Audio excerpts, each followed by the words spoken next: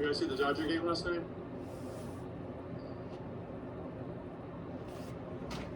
Come on, guys. Playoffs. This guy got 13 strikeouts. You know what this is? Come on. I give up.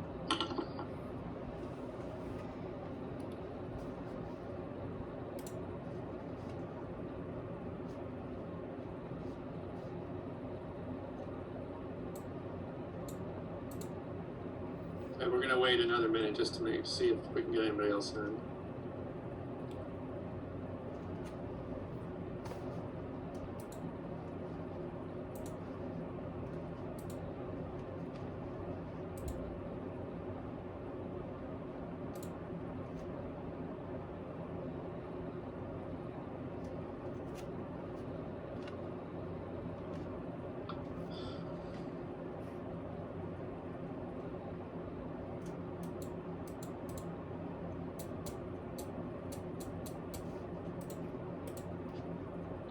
All right, well, people are too slow to get here, so let's get started. Can you guys hear me okay?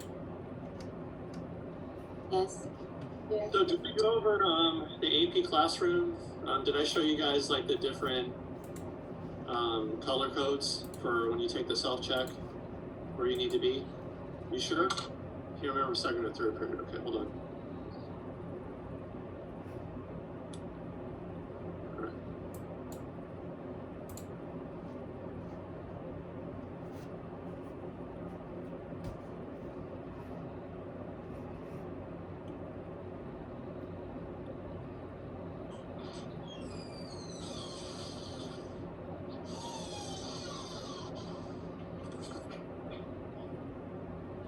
Okay, can you guys see this? It would be on top.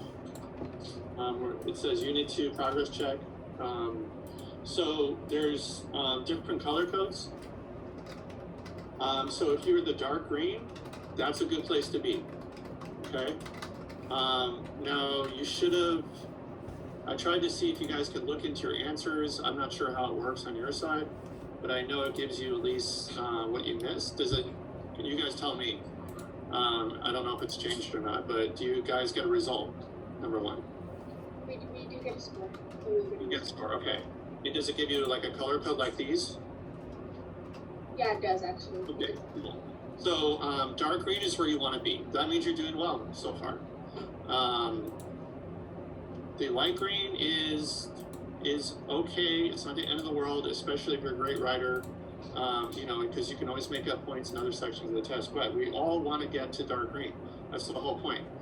Dark green really shows a level of content that you really understand, and light green, you may understand the content, but maybe they're still struggling with the types of prompts and stimulus-based type questions. Or a combination of both. You're still not great on the content yet. The yellow is where you definitely don't want to be. And then of course there's like, that's 25% to 50%. And then there's another yellow that's like 0 to 25%. The one that you guys see that's grayed out, that means students who just didn't take it yet. So I have the names and we got to figure out why you guys didn't do it. But number one,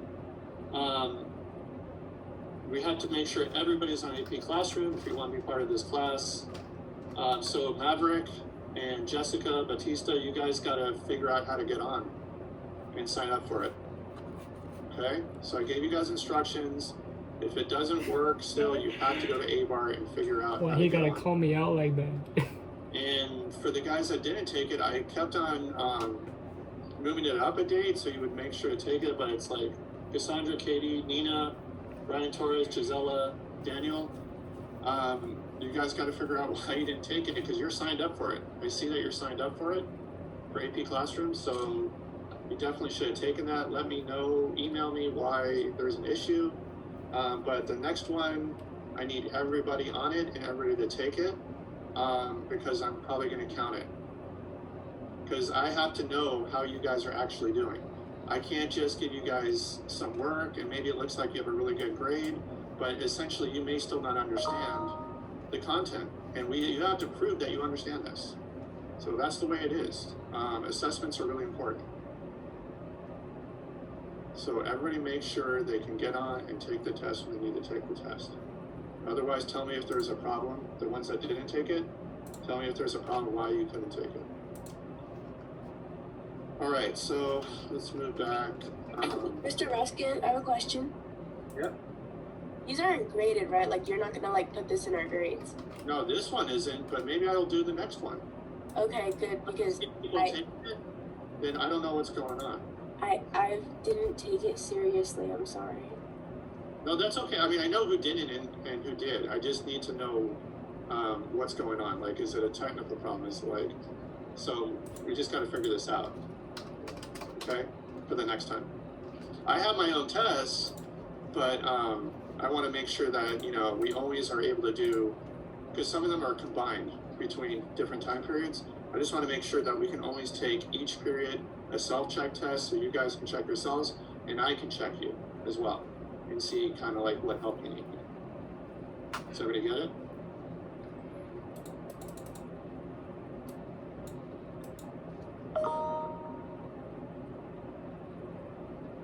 Okay, and as far as the last one, you can see where the green is. So we're doing pretty well on most of them for everybody that took the test. 2 out of 3 on most of them. The one where we seem to have difficulty is European colonization and interactions between American Indians and Europeans. And I think that one probably would have been easier, except I think that stimuli, the text with the prompt, was a little bit confusing. So I think that's where people messed up, including myself, by the way. I think I missed a couple there. So I think that was one where it was, the point of view was a little bit off from the prompt. So I guess we could blame it on the way they wrote the prompt.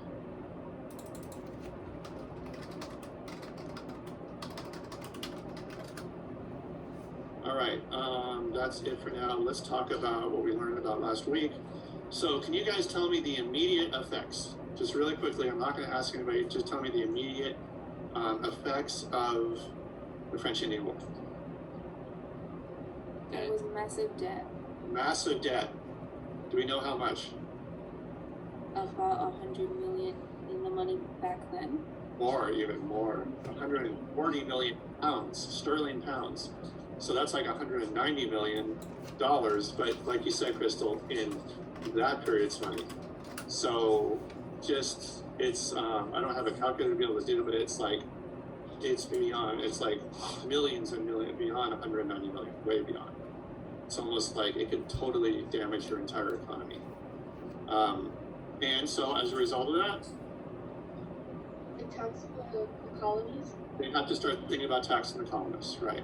Okay, and then the next immediate thing. They've inherited. Go ahead, sorry, I didn't interrupt. Wasn't there also conflict between like the territory with the Native Americans? Yeah, yes, exactly. That was the next immediate effect. Because the British had inherited all this land, people immediately started to move in. Some had already started moving in anyway, but more were like, yes, now that this war is over, we're going to move in there, buy some land, get in there, start our farms. And the Native Americans were very upset at this. And then that led to the next immediate effect. The British soldiers going to the colony. Yeah, but why did they bring in so many? Because we just talked about there was, what was the conflict called? Pontiac's Rebellion. Pontiac's Rebellion, exactly. So yeah, so that situation, like you said, Diana, was they had to have British soldiers occupying all that territory to create more forts, which created more tension, which created more Native American attacks. And also the other thing is so the next effect of that was, even though the Indians were still fighting, the British did something to try to prevent more settlement. The Proclamation Line? Yes, the Proclamation Act of 1763, very good. And that's a line that was drawn, separating the 13 colonies from Western Territory, so nobody else would be able to move. Of course, there's not a fence, right? There's not a border wall, right? So what did the colonists, first of all, were they upset about? Or were they happy? They were upset. Why? They were very upset. Yeah, they were very upset, very defiant. And what did they end up doing anyway? Moving west.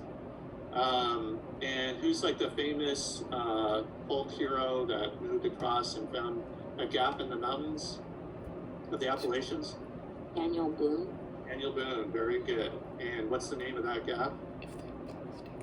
You guys know?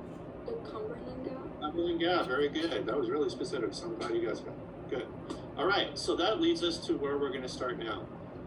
Okay, so the next thing is I have to ask you guys, and be honest, it's okay if you've forgotten a little bit, even though it was like really essential to a lot of world history, modern world history.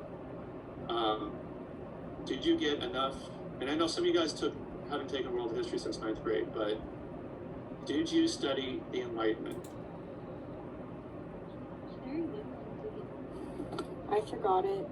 Okay. We went over a good amount. Are you happy, Rihanna? Well, like, because I was in your class for like half a semester, then. It would have been the first semester, but it's okay. It's okay. It's okay to forget these things. You guys were young in 9th grade. You guys have exponentially aged in maturity in those 2 years. Okay, so I don't blame you guys for forgetting. So the Enlightenment is really important because it's really like how we perceive government, modern government, and democracy. And it's kind of again, it was the philosophy that questioned authority, everything like we were talking about before. And it's that philosophy that builds that revolutionary idea to have your own nation, to have a democratic nation. Okay, so I guess we should review, right? Now, some of you guys may have it. You may all remember all the philosophers, but we're going to do a quick review, and then we'll go into actually what happens after 1763. Okay, so let me share my screen again.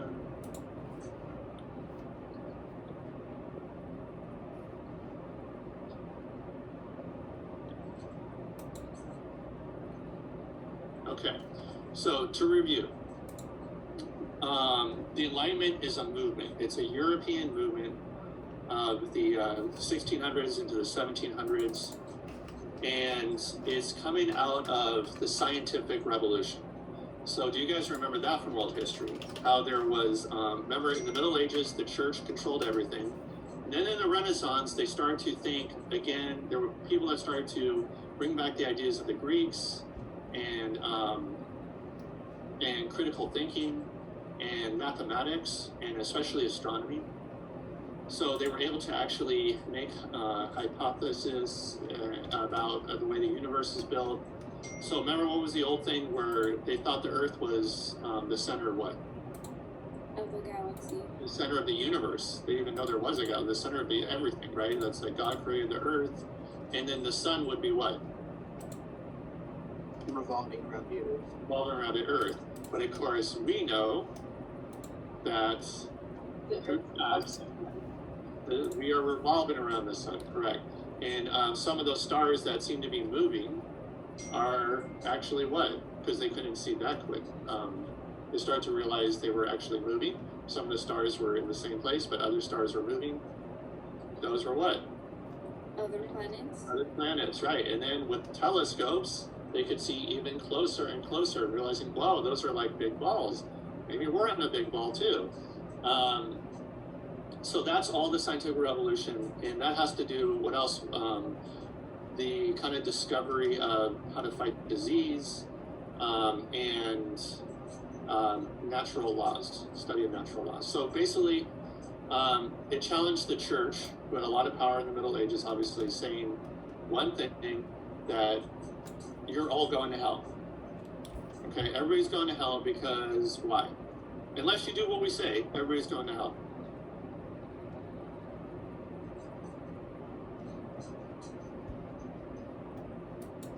So you got to think about what is in the Bible and how they took it literally. So, who were the first two people that the Bible says were created by? Adam and Adam and Eve, right? So they were in Eden, and then they broke the law. They questioned their own authority of God because she ate of a fruit, she gave it to him, and they were punished and they were expelled from this place called Eden, and then that's how the human race started. So this is called original sin. And what the church did was they weaponized that idea. It said everybody's a sinner, everybody is born with sin because of Adam and Eve. So unless you do exactly what we say, you believe in Jesus, but you follow our orders, and we're going to build the whole society on that, then you're going to hell. Now, is that a lot of power to have when you tell people that and they believe it? Yes. Okay, and that includes saying we've decided that there's a certain bloodline that can only rule, and that will be your king and queen, king or queen. What is that called? And God's saying it. God is choosing that. What is that called? Divine right. Exactly, divine right. All right. Now, are any of these things reasonable or logical if you were a critical thinker?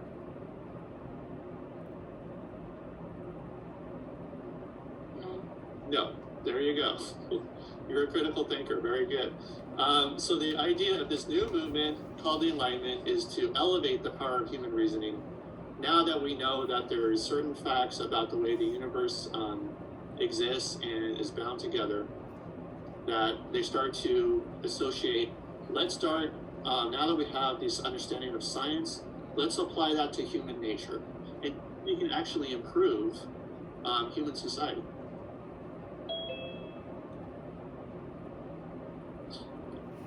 Okay, and that's going to directly, as far as there's many philosophers, but we're going to focus on two because their ideas directly influence the Declaration of Independence and the U.S. Constitution. So they are John Locke and Montesquieu. Those names sound familiar from 9th grade or 10th grade? Yes. Good. Okay, so let's start with John Locke. He's one of the big ones, English. Although there are other people that agree with him, other philosophers of his time. But again, the reason why we're studying him this year, and you'll again probably study him next year in government, that he directly influences, which will become the Declaration of Independence. Okay, so in his Essay of Human Understanding, he says, we live under natural laws. Okay, so a natural law could be what? If you guys jump up, what's going to happen? You go down. You go back down, because what is the law that makes that happen? The universal law. Gravity, exactly. It binds the universe together. It's a reason why we're going around the sun. It's a reason why we're part of a galaxy that's spinning. And that's a natural law. So if we're living under this natural law, okay, then we can apply that to thinking about human beings. So he explained that because people live under natural laws, they're not born with sin. They're not born because there's some original sin that happened in the Bible. A reasonable person would say we're bound together by nature. And therefore, because of that, we are free human beings. And therefore, we possess natural rights. Okay. And then later on, he gets more specific in his 2 treatises of government, which is, well, let's go to number 2 first, because I just was talking about natural rights. All human beings are born with natural rights, in his opinion, because they live under natural laws. We're all born with natural rights, and they include life, liberty, and property. So you're entitled to live. You're entitled to life. And you're entitled to freedom. And you're entitled to the property that you already have. And nobody should be able to take that away from you because you're born with it. Okay, so that's what we're talking about when we talk about natural rights. Now, the government itself, if there is a king or queen, then therefore that king or queen is not ruling because God says that they're chosen. They're ruling to protect you. Okay, they're there because you are giving them permission to be your ruler. Okay, you're giving them permission, but their only job is to protect your life, liberty, and property. Do you guys get that? We call this consent of the governed. You can write that down, consent of the governed. The people are governed, but they're giving you permission to rule over them to protect their natural rights. Is there any questions on that?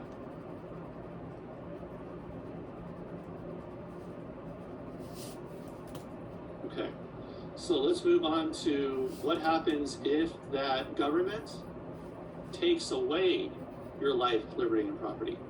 If they abuse your natural rights and try to take away your life, liberty, and property, John Locke says, then you are justified to abolish that government.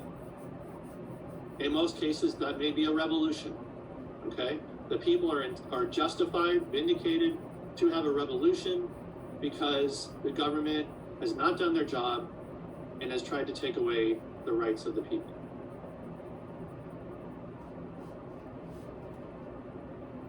Any questions?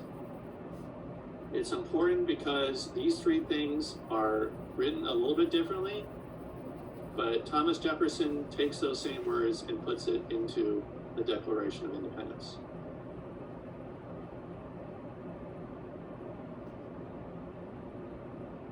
So you wouldn't have those ideas in the Declaration of Independence if you didn't have the philosophy of the Enlightenment.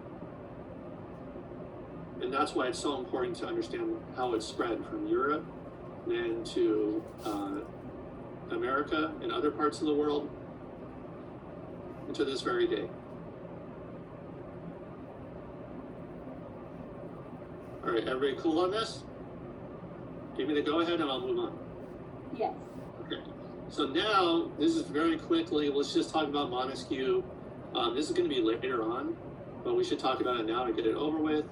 So he wrote something called The Spirit of the Laws, and he looked again at a lot of different government types, the early republic, like of Rome, let's say, and he realized the idea of a democracy is important, but it needs a constitutional government of some kind.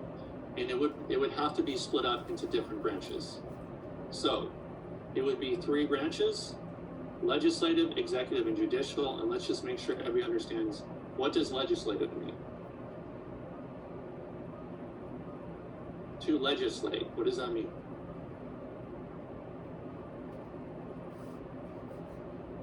We talk about colonial legislatures. What does that mean? Make a law. Make a law, that's all it means. Okay, so it's basically the branch of representatives that would make laws. Then you have an executive branch. What would be the purpose of that branch? They enforce the laws.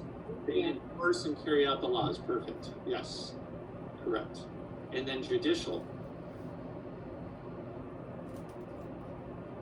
It's in the word.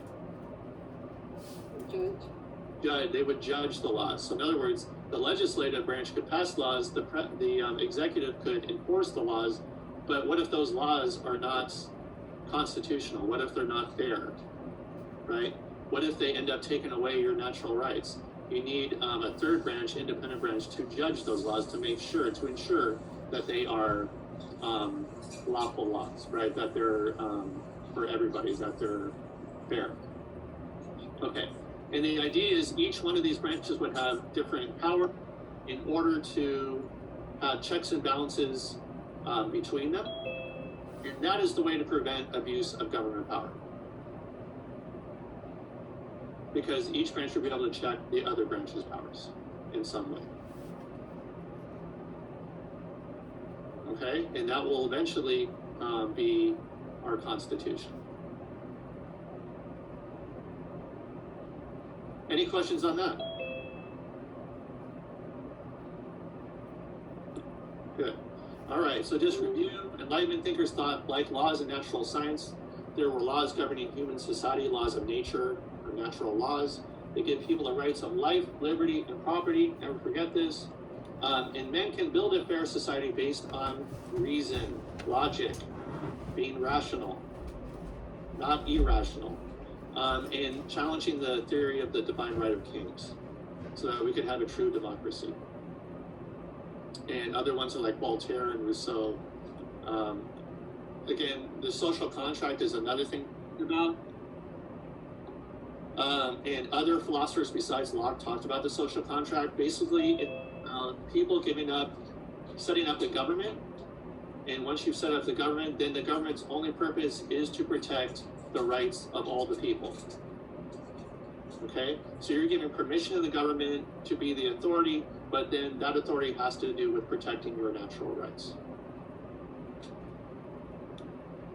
Montesquieu has the three-branch idea to have checks and balances and separation of powers in the executive, legislative, and judicial branches.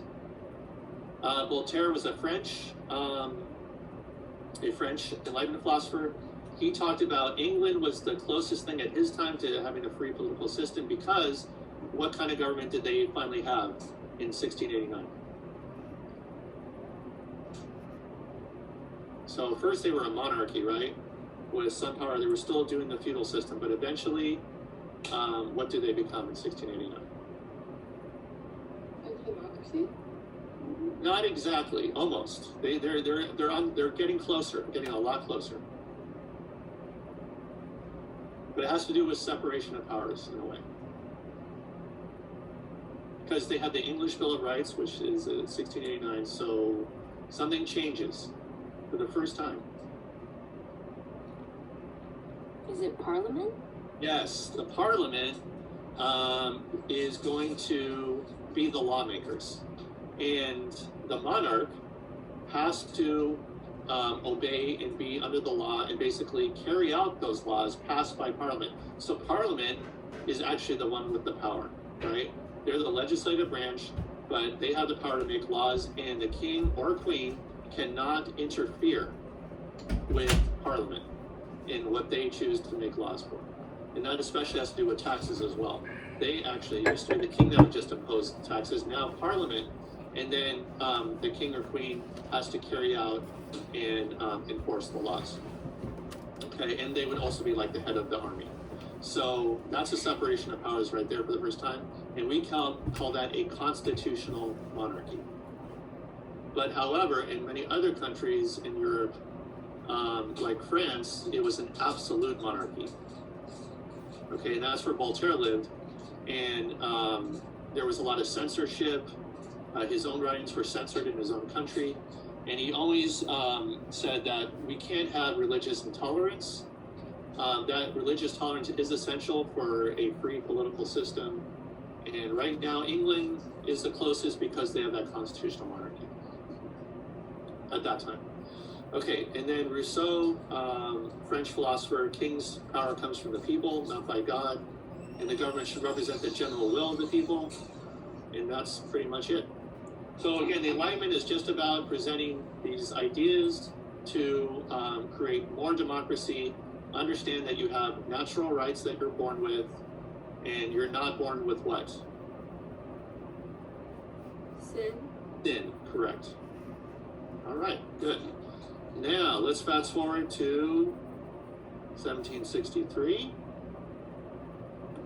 and we'll get started. Okay, so now we're dealing from 1763, so the effects of the French Indian War, all the way to 1776. All right, so the British, remember, they said, we have to now start raising revenues, which means bringing money into the government to pay off what? Yeah, the war debt, and as well as support our army in the colonies. So that's going to cost money. And we also have to start enforcing, well, we're not going to let any more, no more smuggling. So what do they have to enforce? The Navigation Act. So no more salutary neglect. Well, all this costs money. So the first act that has to do with money is the Sugar Act of 1764. So that's because the 7 Years' War left Britain with great financial debt. And Parliament passes this law. So this is the British Parliament passing this law, and it is going to raise duties. What does a duty mean? Tax. Okay, so they're going to raise taxes on foreign sugar to help raise revenue. Revenue is the money you bring into your government.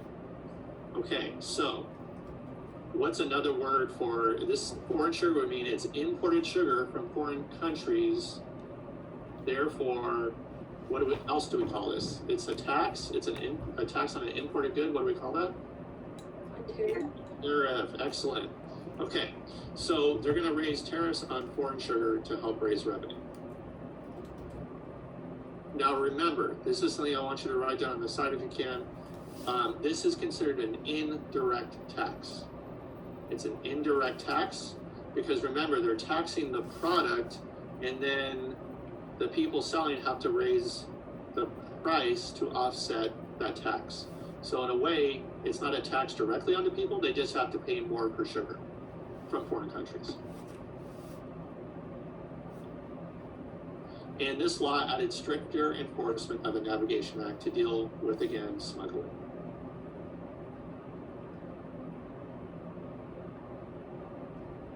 Okay, so any questions on that? Do you guys understand what an indirect tax would be in this case? The tax is on the product, not on the actual people. Correct. Correct. All right, next thing, which you're going to see, the anger is going to start slowly. They were really pissed already about the Proclamation Act. Now they're going to get a little more angry. Why? Sugar's more expensive, really? Okay, well, maybe they can deal with that. But then look at this one, 1765, the Quartering Act. This requires the feeding and housing of British soldiers in the colonies, in the homes of colonial subjects. Since they live in the colonies in the British Empire, they are forced to house soldiers and feed them. Just look at the picture. The picture kind of tells you everything. And I want you guys to be in the place of the colonists. Try to think of yourselves back then. There's a knock on the door. British soldiers, right? They come in and say, okay, where do we stay? We're sleeping here. When's dinner going to be ready? How would you guys feel? Very mad. Exactly. Is there anything you can do about it? No. No. And you know what would happen if you even tried to deny this or fight back? You could be what? Killed. Yeah, killed or arrested, and maybe killed if you took a gun to them or something. Yeah, it would be very dangerous. And there's just nothing they can do about it. Now, I also want you to think about this. You're a parent. You have daughters. You have a wife. Like, let's say you're even a mom, and you're a young mom, and these soldiers are coming in looking at you in a funny way.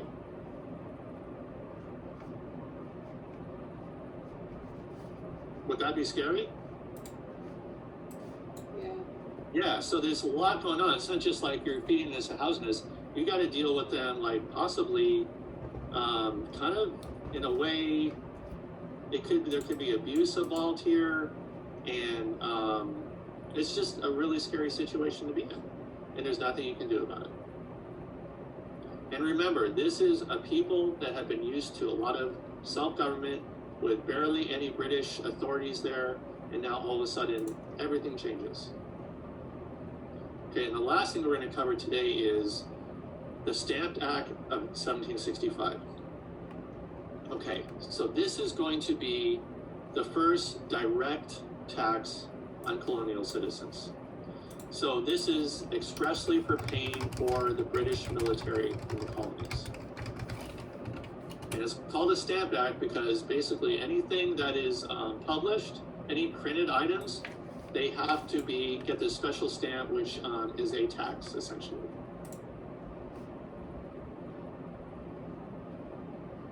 Okay, so there's a huge reaction to this. This is the first direct tax on colonists. So remember, the advantage of living in the colonies was You could be protected by the Navy, the British Navy, or Army, but you never had to actually pay for it. So now they're getting their first tax on this. And immediately what you have is the stamp distributors, who are basically the tax collectors, the British tax collectors. There's going to be a lot of harassment. So colonists are going to harass these tax collectors. And it could go from just verbal abuse to very radical things like beating the crap out of you. Or beating the crap out of you and then embarrassing you even more by something that you guys probably have heard of. Is called tarring and feathering. You guys know what that is? Yeah. Okay. Explain it to me. What? Sorry, go ahead. You cover them in tar and then throw feathers on them. Yes. Okay. Now, have you guys actually been around hot tar? No.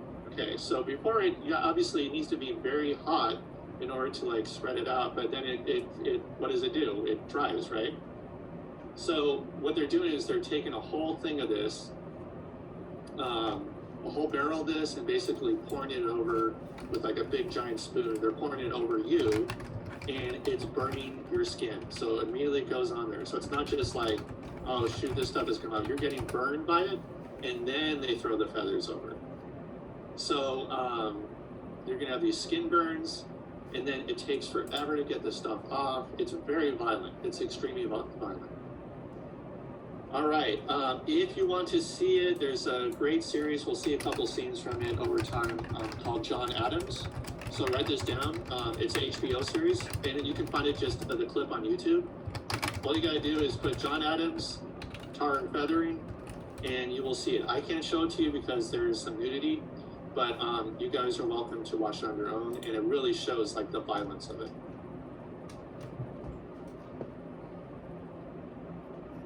Okay, everybody got it? Okay, so then the other thing, the weapon that they try to do is, we know that most of the manufactured products are coming from where? Yes, so what they come up with is this is to protest the tax. They're like, everybody stop buying their stuff. Stop buying British goods. If we have to pay more for foreign goods, we'll do it. Because we've got to hurt them economically. So they do a boycott of British goods. And you'd be surprised how many people actually go with this and say, you know what, let's do it. And the last thing was to prepare a declaration of rights and grievances from the colonies to send to the British Parliament to say, this is not acceptable. We cannot have this tax. And the main reason why is you're the Parliament, we're the colonists, but we colonists are not represented in the actual Parliament. So that means you're taxing us without any representation. And that's what this idea of no taxation without representation. So one more time, if you guys aren't understanding this, you live in the colonies, you get no representatives to go to the Parliament. Okay? You get representatives to go to your colonial government, so in the colony you live in, but none go to serve in British Parliament. So even though you're considered like a British citizen, you get British law and all that stuff, you don't get any representation in the actual Parliament where they're making laws like this. So there's basically a direct tax on you without any colonists being able to say, I don't agree with that, because you're not represented. So this is where the anger is coming from. So I want to make sure you guys understand that. Is there any questions on this?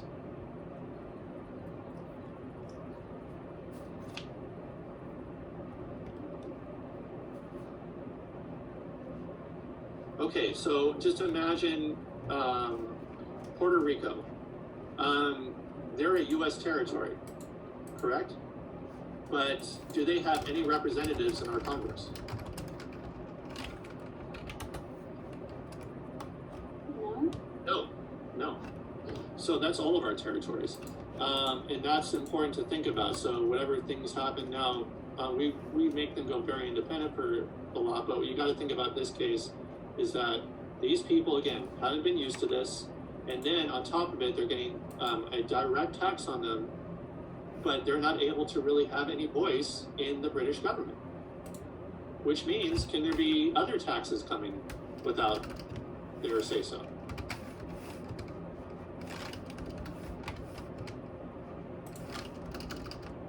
Yes, because they have no representatives in Parliament. Anybody in the colonies, they have no representatives in Parliament. And who passes the laws? The British Parliament. Okay?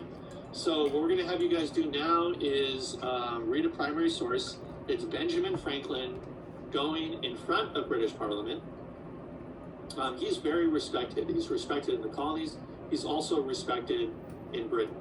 So they say, let's get this guy from Pennsylvania and have him explain why the Americans are so mad at us about this tax. We don't get why they're so mad. It should be our right to impose taxes on them. We're protecting them, we're caring for them. We don't understand why they're so upset at this.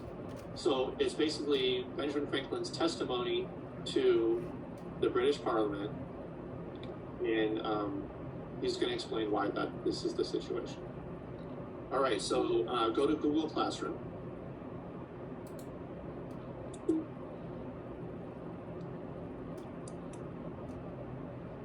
And I can show you on the screen. It's going to look like.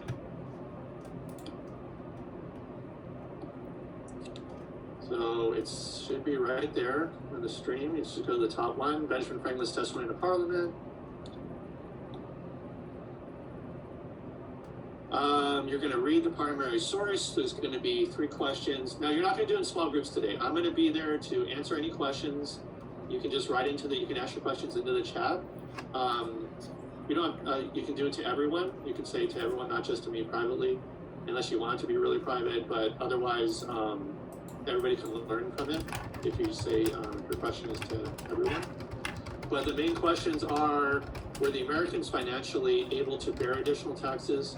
What arguments did they have against the Stamp Act? And why did Franklin feel Americans would never submit to the Stamp Act law?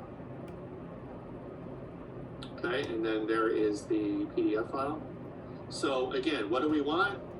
We want you to answer the questions, but not just use things in the introduction to help you. You have to use what? Direct evidence from the primary source. Okay? All right, so I'm gonna let you guys do this for the rest of the period. And again, I'll be here to ask questions whenever you want. So instead of going into small groups today.